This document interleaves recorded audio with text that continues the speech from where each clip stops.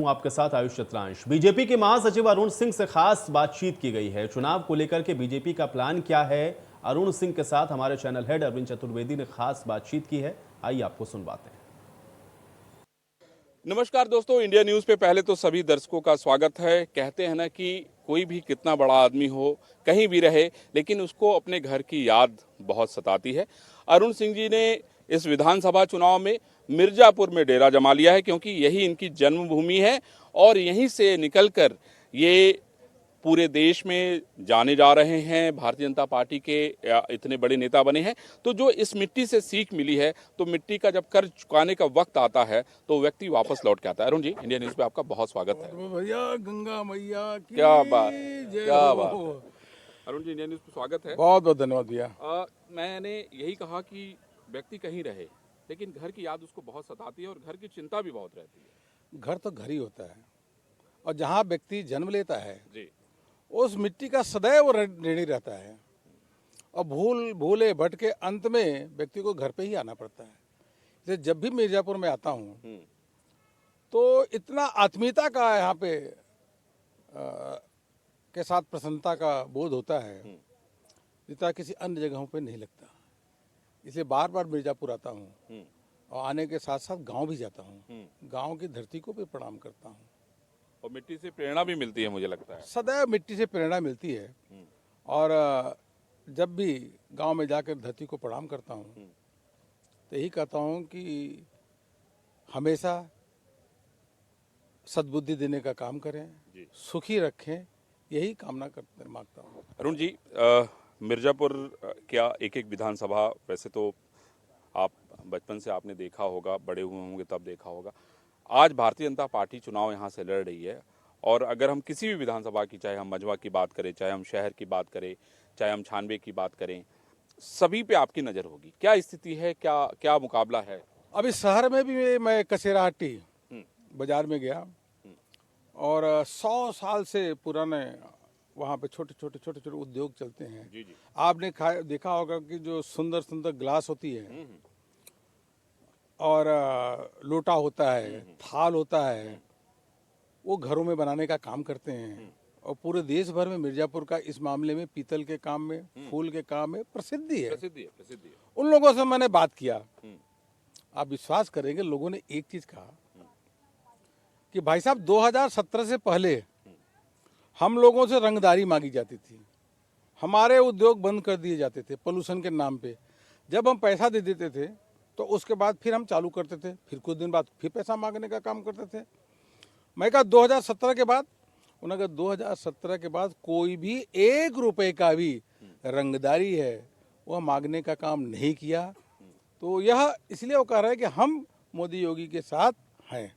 अच्छा। हाँ, बड़ा सुकून से, बहुत सुकून से वो काम कर रहे हैं, बिल्कुल सुकून से काम कर रहे हैं। शहर की अगर हम बात करें, अभी इस समय विपक्ष से कैलाश चौरसिया, जो कि पूर्व में मंत्री थे, वो हैं, और आपने भी यहाँ पे प्रत्याशी बदलने का काम नहीं किया। हम लोग एक एक विधानसभा की बात करते हैं। शहर में इस बार माँ विंध्यवासिनी का कॉरिडोर बनाने का काम भारतीय जनता पार्टी ने किया है। मैं समझता हूँ कि देश के लिए तो ये बड़ी उपलब्धि है ही है, लेकिन माँ के जो भक्त दुनिया भर में हैं उनके लिए भी बहुत बड़ी उपलब्धि है।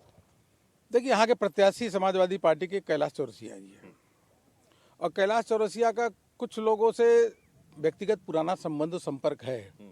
मैंने उनसे बात किया, उन्होंने कहा भैया अपना संबंध जो है हम शादी ब्याह तक तो उनके साथ रखेंगे, दुख सुख के लिए रखेंगे, लेकिन जब वोट की बात आती है तो वोट हम सरकार बनाने के लिए देते हैं। तो हमने देखा कि योगी सरकार बनानी है, तो हम वोट तो योगी सरकार बनाने के लिए दे रहे हैं। विधायक गौड़ हो जाता है, संबंध गौड़ हो जाते हैं। इतनी बड़ी चेतना मैंने आज लोगों के बीच में देखी। कर नहीं, ठीक है, हम तो योगी जी की सरकार बनाना चाहेंगे। अरुण भैया का कुल जौन सर्वे हो यहाँ का, वो यह बताओ था कि शहर का सीट जौन हो वो भाजपा जीतत हो। बिल्कुल। और लोग आए, दूसरे जगह अग्रवाल के बीच में गया था, वो कहे कि पहले हम लोग जब विंध्याचल जाते रहे तो विंध्याचल जाए के समय इतना भीड़ भटक्का होता था, बड़े मुश्किल से जा पाते थे। अब जो विंध्य कॉरिडोर बन रहा है, तो कह रहे विंध्य कॉरिडोर का हमने कभी कल्पना ही नहीं की थी। जो विंध्य के कॉरिडोर को विंध्याचल देवी का भव्यता के रूप में, वो पर्यटक स्थल के रूप में, धार्मिक स्थल के रूप में विकसित हो रहा है, तो लोगों को बहुत ही प्रसन्नता है और कह रहे यह काम तो योगी जी ही कर सकते हैं, वही कर रहे हैं। अखिलेश यादव जी और मायावती जी तो कभी विंध्याचल देवी के दर्शन करके चुनरी पहन करके ऐसे जनता के बीच में नहीं गए होंगे, तो वह सबके मनो मस्तिष्क में है, अंकित है। बिल्कुल अंकित है। कहा सुनई भाई यार, सुनाओ कुछ। यही बात है, योगी जी के लिए एक कविता लिखे हुए हैं कि 5 जून 1972 को जन्मे अजय सिंह बिष्ट, क्या पता था हमारे उत्तर प्रदेश के मुख्यमंत्री योगी आदित्यनाथ बन जाएंगे। और रविवार 19 मार्च 2017 को शपथ ली मुख्यमंत्री पद की, क्या पता था बिना तारीख बताए ही वो मंदिर वहीं बनवाएंगे। और हिंदू युवा वाहिनी के संस्थापक हैं, भगवा रंग का चोला पहने घर घर सांस्कृतिक राष्ट्रवाद हिंदुत्व का जोश जगाएंगे। किसमें इतना जोर अब जो योगी बाबा को पछाड़ेगा, लगा लो जोर चोटी से एड़ी का शेर अकेला ही दहाड़ेगा। चाय वाला है तो खैरियत मनाओ, गलतियों की माफी पा जाते हो, पुश्तें कांप उठेंगी जब गाय वाला हुंकारेगा। अयोध्या सजाई काशी सजाई, या तो काशी तक जगमगाई या अयोध्या रोशन अब नजर आई। सड़कें बिछाई बिजली दिलाई, उत्तर प्रदेश की एक अलग पहचान दिलाई। जैसे 17 जीते थे वैसे 22 भी जीत जाएंगे। और मेरे श्याम कृपा करना, मथुरा भी सजाएंगे। जीत की आदत है हमारे मुख्यमंत्री को। 1999, 2004, 2009, 2014, 2017 जीते थे और 2022 तो पक्का ही जीत जाएंगे। मतदान का सही उपयोग करेंगे और जाएंगे और कमल का बटन दबाएंगे।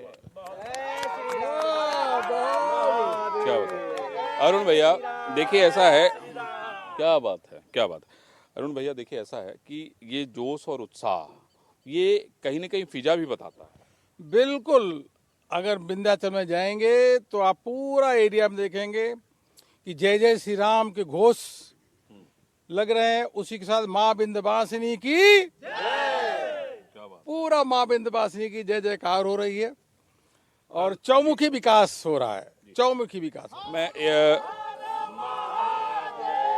महादेव महादेव सर, मैं आपसे ये पूछना चाहता हूं कि कल एक फेज का इलेक्शन है, यानी जिसको कहते हैं छठवां फेज।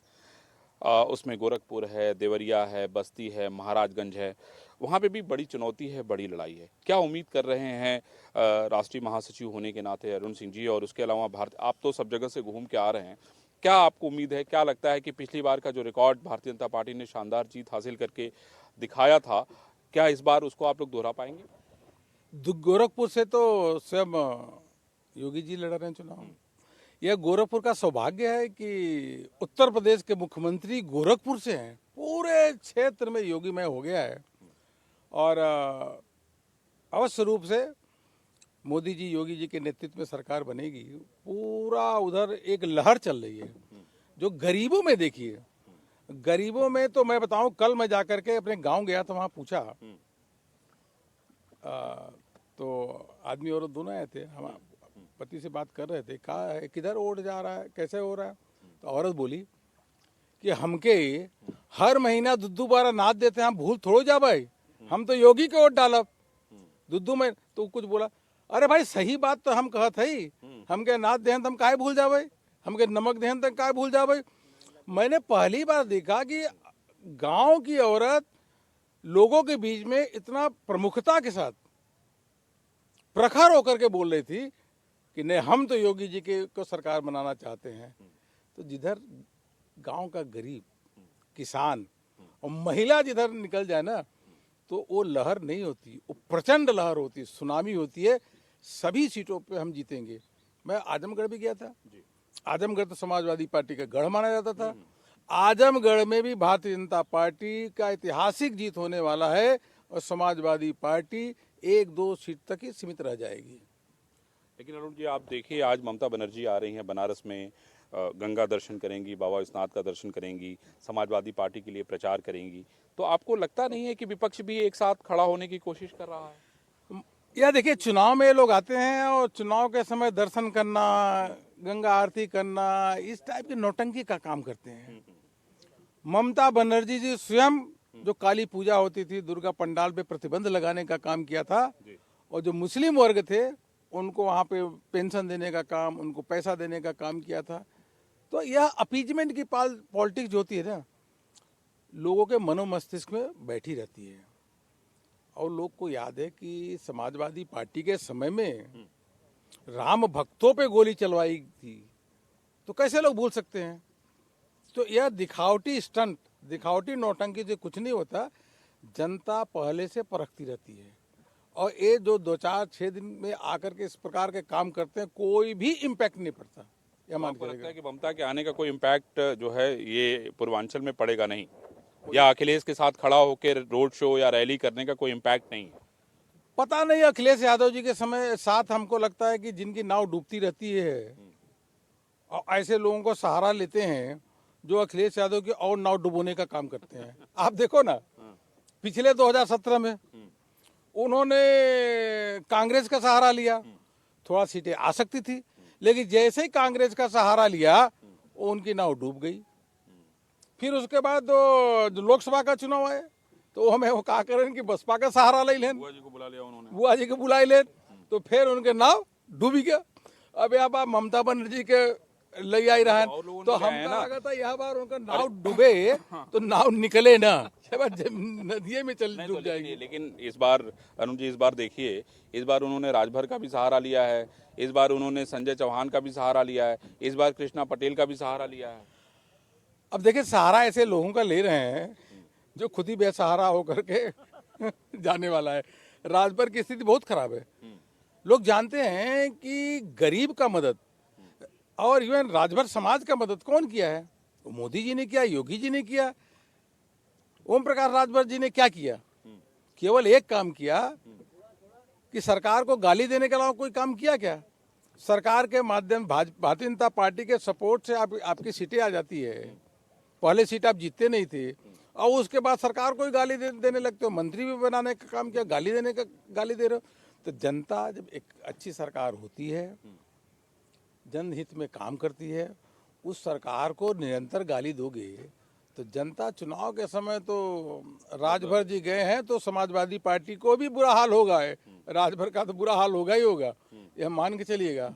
अरुण जी, इस बार हमने ये देखा कि बहुत सारी घोषणाएं की गई अलग अलग पार्टियों से। अखिलेश यादव ने कहा कि भाई हम 200 यूनिट जो है आपको बिजली फ्री दे देंगे। अभी मैं सिराथू में था तो वहाँ डिम्पल यादव ने कहा कि मैं छात्रों को 1 लीटर पेट्रोल हम फ्री देंगे, ऑटो वालों को 3 लीटर पेट्रोल हम फ्री देंगे हैं। उसके अलावा हम पूरे प्रदेश में, पूरे गांव में CCTV कैमरा लगवा देंगे। सवाल क्या है? सवाल ये है कि ये जो आम जनता की गाढ़ी कमाई है, इस तरह से कुछ भी कह देना, कुछ भी घोषणा करना, आपको क्या लगता है ये किस तरह की शोशेबाजी होती है? देखिए, हमारी कथनी करने में कोई फर्क नहीं, जो कहते हैं वो किया।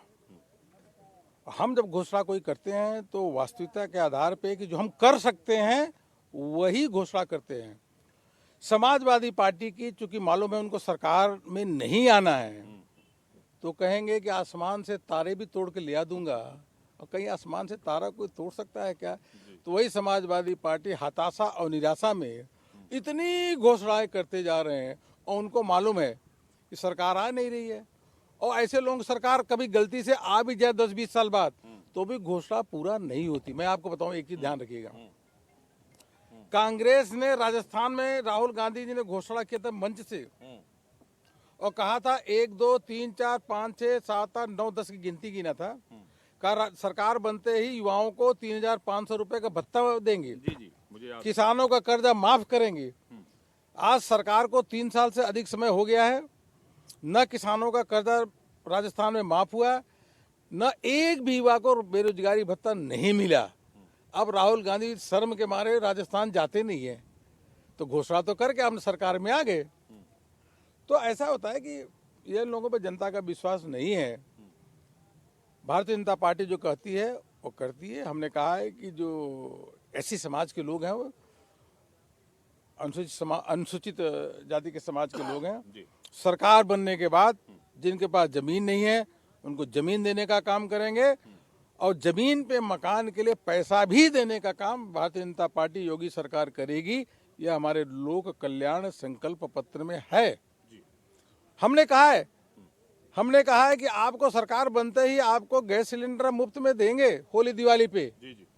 हम ये भी तो कह सकते हैं कि हर महीने कि हम तो ये तो कह रहे हैं कि हम 3 देंगे। अरे भाई, ऐसा है कि इनके कहने में क्या होता है, इनको मालूम होता है न सरकार आ रही है न ये कर सकते हैं, न इनकी नीति ठीक है न नीयत ठीक है, ये कर ही नहीं सकते। तो अभी तो घोषणा कुछ भी करते रहो, तो ऐसा नहीं होता। आप जब समाजवादी पार्टी की सरकार थी 3-4 घंटे बिजली आती थी, इससे ऊपर तो आती नहीं थी। अब बढ़िया बिजली फ्री की घोषणा कर दो। क्योंकि बिजली के कारखाने बंद हो जाएंगे समाजवादी पार्टी के समय में, बिजली आएगी नहीं तो बिजली का बिल नहीं आएगा, जब बिजली का बिल नहीं आएगा तो बिजली मुफ्त हो गई। तो ऐसा नहीं होने वाला है। यह भारतीय जनता पार्टी की सरकार आ रही है, 18 से 20 घंटे बिजली देने का काम कर रहे हैं और किसानों को कहा मुफ्त सिंचाई के लिए हम बिजली देंगे।